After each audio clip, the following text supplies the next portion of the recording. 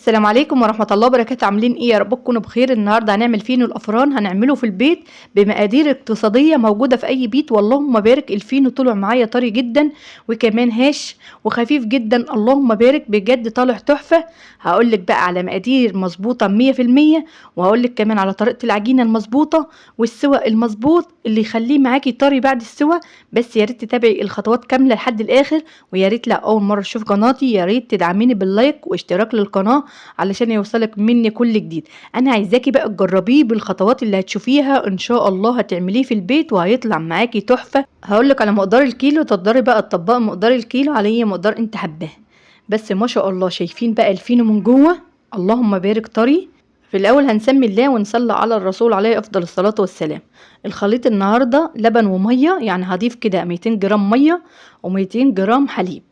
في الاول نزلت بالحليب، والحليب درجة حرارة المطبخ، وبعد كده نزلت بالمية، والمية عادية خالص من الحنفية.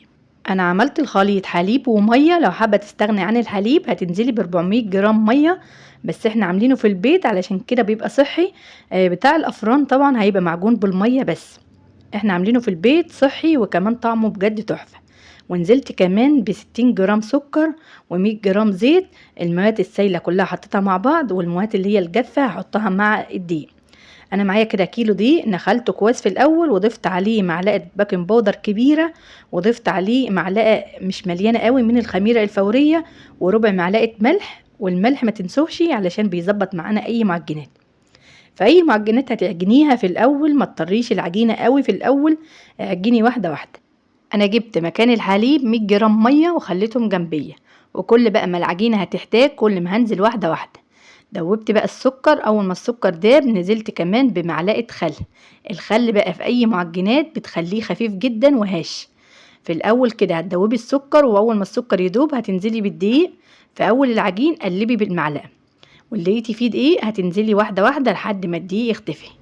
عجينه الفينو ما تخليهاش طريه ولا يابسه، بتبقى عجينه كده في الوسط. يعني مينفعش خالص في اول العجين تطري العجينه، هتغلبك في وقت العجن وكمان في التشكيل. يا ريت تمشي على خطوات العجين، وزي ما بقول لكم في اي معجنات خلوا العجينه يابسه ونقدر نطري فيها واحده واحده. اما العجينه الطريه هتيجي بقى تضيفي لها دقيق، المكونات هتبوظ معاكي خالص. يبقى نمشي واحده واحده علشان نوصل للعجينه المظبوطه في الاخر. انا كده بقى هشيل المعلقه وهنزل بايدي. في اول العجين ممكن تلاقيها بتتلزق، بس اما تقلبي العجين كويس وتعجنيها العجينه هتبقى يابسه معاكي علشان بيبقى لسه فيه دقيق. انا فضلت انزل بالميه واحده واحده ولدت العجينه، وهقولك في نهايه العجين هي اخدت معايا ميه قد ايه. بس ما تنزليش بالميه كلها مره واحده علشان العجينه ما تتقطعش معاكي. كل ما تنزلي معلقه معلقه كده العجينه بتتلت. وكمان ممكن تجيبي ميه كده وتبلي ايدك في الاخر في اخر العجين، علشان احنا عايزينها عجينه طريه بس ما فيهاش اي تلزيق. كل ما تخدمي في العجينه كل ما الفينو معاكي هيبقى خفيف جدا وهش. اهم حاجه العجينه يا جماعه. اخدت ميه معايا قد ايه؟ اخدت كده 500 جرام ناقص معلقه ميه. بس شايفين العجينه طريه بس ما فيهاش اي تلزيق. هسيبها بقى ترتاح، سبتها كده نص ساعه. اللهم بارك، العجينه كده كل ما تخمر ونهبطها كل ما الفينو هيبقى خفيف جدا. انا سبت العجينه ريحت نص ساعه، مش زي كل مره بنخلص عجن بنشتغل فيها على طول. لو حابه بقى ان انت تشتغلي فيها على طول مفيش اي مشاكل خالص، هتسيبيها تخمر بعد التشكيل. بس كل ما عجينة الفينو بتريح وترجعي تشتغلي فيها كل ما الفينو هيطلع النتيجة في الاخر خفيفة جدا. انا بقى هقطع العجينة كلها. انا قطعت القطعة كده قد الليمونة الوسط، قطعت الكمية كلها بالنظر. لو هتعمليها على الميزان هتبقى معاكي 55 جرام، ولو مفيش ميزان يبقى ظبطي القطع كله كده حجمه مناسب. انا عملت الكيلو 30 قطعة، واللهم بارك حجمه كان مظبوط، يعني كان في الوسط. اللهم صل وسلم وبارك على سيدنا محمد وعلى ال سيدنا محمد. يا ريت لو لسه بتشوفيني يا ريت تدعميني بلايك جميل منك. يلا بقى حطوا لايك وتعالوا نكمل مع بعض بقيه الخطوات. اخر ما بتخلصي عجين خالص بتغطيه بكيس علشان ما يعملش معاكي طبقه ناشفه على وش العجين. هنسمي الله وناخد اول قطعه بدأنا بيها، بتكون سهله جدا في الفرد، وكل ما العجينه هترتاح كل ما هتبقى سهله جدا. الفرد مفيش اسهل منه بصراحه، يعني ممكن تفرديه على صينيه او على رخامه وانت واقفه. في الاول هتاخدي قطعه العجين وتفرديها بالنشابه على شكل طولي، وبعد كده هتلفي العجينه. كل ما بتلفي طبقه كل ما تضغطي عليها لجوه علشان تعمل معاكي طبقات اكتر والفينو يكون خفيف جدا معاكي. وبعد كده قفلي العجينه، اضغطي عليها وانت بتقفلي علشان ما تفكش معاكي اثناء السوى، وتقفليها من الاطراف كويس جدا. هنفتله الاول قبل ما نشيله علشان نتاكد ان هو اتقفل كويس، وبعد كده بنشيله ونحطه في الصينيه. الصينيه بقى اللي انت هتسوي فيها او الصاج ما يكونش ممسوحه اي ماده دهنيه، الفينو بيسوي نفسه. لو لقيتي بقى تلزيق على بسيط كده في العجينه وانت بتفردي، مسحه بسيطه على الرخامه، هتعملي كذا قطعه، يعني ما تكتريش زيت علشان ساعه ما تقفلي العجينه تقفل معاكي بسرعه. ولما تيجي ترصي الفينو في الصاج او في الصينيه تدي مسافه بين القطعه والتانيه علشان لسه هيخمر وهيزيد علشان ما يلزقش لبعضيه. اهم حاجه ممكن تبوظ معانا الفينو لو كترت خميره في الصيف. الخميره في الصيف في اي معجنات مش حلوه خالص. الفينو هيتملي معاكي فقاعات وهيكون فيه فراغات من جوه. وزي ما انتوا شفتوا الفينو معايا في الاول من جوه اللهم بارك ما فيهوش اي فراغات، والفينو خفيف جدا. علشان تعمليه مظبوط يبقى حاولي ان انتي ما تكتريش خميره.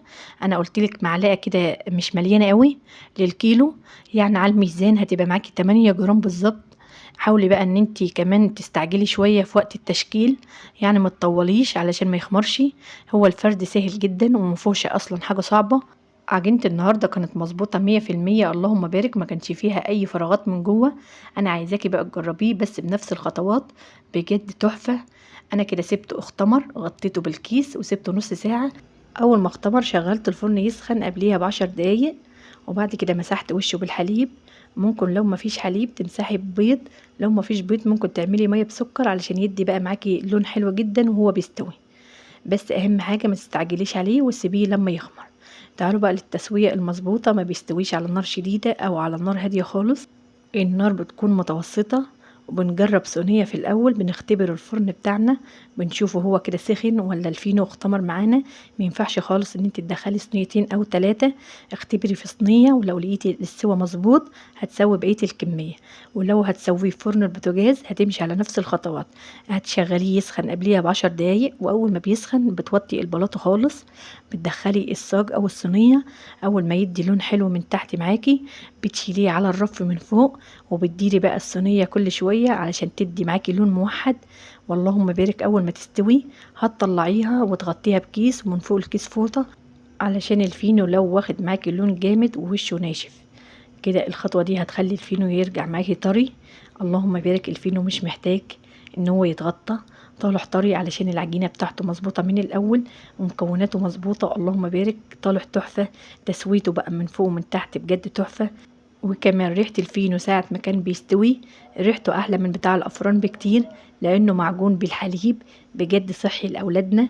أتمنى بقى إن انت تعمليه بس تمشي على الخطوات مظبوطة لحد الآخر علشان يطلع معاكي طري، وكمان ما يكونش فيه أي فراغات من جوه. شايفين؟ اللهم بارك، الفينو بجد تحفة. أتمنى بقى إن يكون شرح بسيط، وأتمنى إن تعملي بلايك واشتراك للقناة، واستناني في فيديو جديد. السلام عليكم ورحمة الله وبركاته.